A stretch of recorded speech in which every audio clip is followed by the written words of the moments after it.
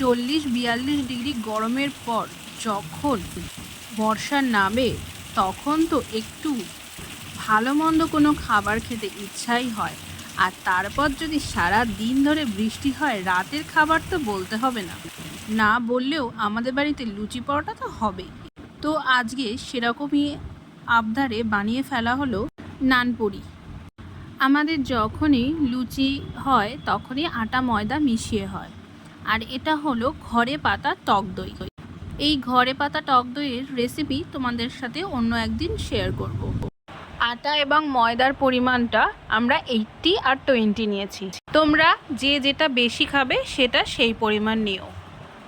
তারপর দুটোকে ভালো করে মিক্স করে লবণ চিনি দিয়ে আর একবার মিক্স করে নিয়েছি।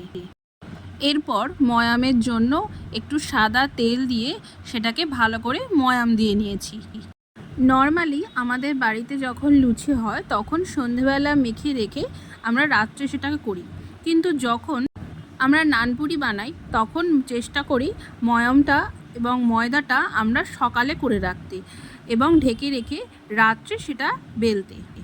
তাহলে কি জিনিসটা অনেকটা ফ্লাপি হয় এবং খেতেও সুন্দর লাগে। তো এখন দেখো এই তেল দিয়ে দিলাম পরিমাণ মতো, তোমরা তোমাদের পরিমাণ মতো দেবে।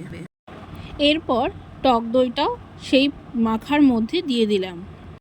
এই জিনিসটা আমি কেনা টক দই দিয়েও করে দেখেছি, তবে ঘরে পাতা টক দইতে টেস্টটা কিন্তু বেশি হয়।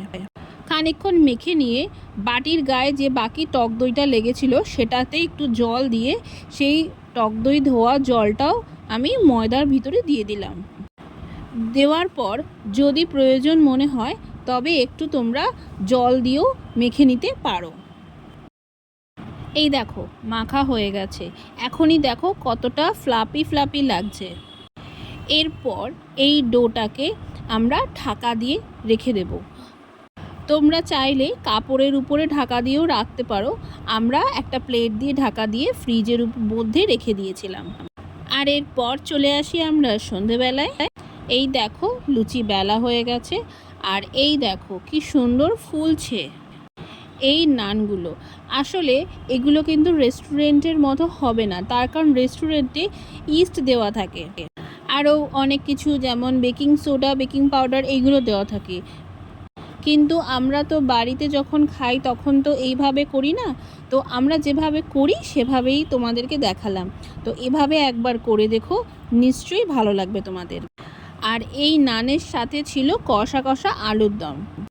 বর্ষার রাতটা পুরো জমে গেল এই নানপুরি আর আলুর দম খেয়ে। টাটা।